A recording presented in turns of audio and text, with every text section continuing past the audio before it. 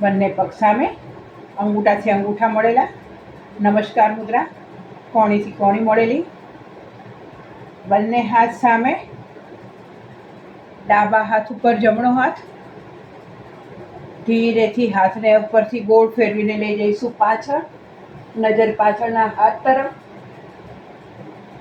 ત્યાંથી પાછળનો હાથ જમીન પર મૂકી પગને ઘૂંટણમાંથી વાળી કરીશું વક્રાસન. વક્રાસનમાં ધીરેથી પગ સામે સીધો, હાથને ઉપર લઈ જઈ પાછળ, બીજા હાથથી બંને પગના અંગૂઠા પકડી લઈશું, ધીરેથી પાછળનો હાથ જમીન પર, વક્રાસન.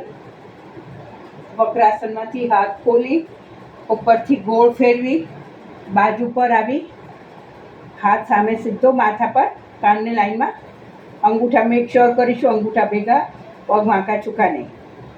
ત્યાંથી એલ્બો અપ કરી બીજી બાજુ અગેન હાથ સીધો કોણીમાંથી, કાનને અડકેલો,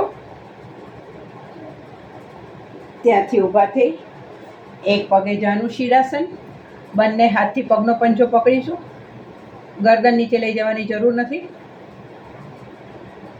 એક પગ સીધો, બીજો પગ વાળેલો, અગેન જાનું શિરાસન,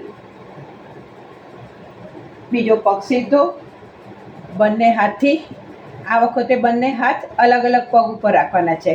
પહેલાંમાં આપણે આવી રીતે રાખ્યા હતા, બીજામાં આવી રીતે રાખવાના છે, પણ માથું ગરદન નીચે નથી લઈ જવી.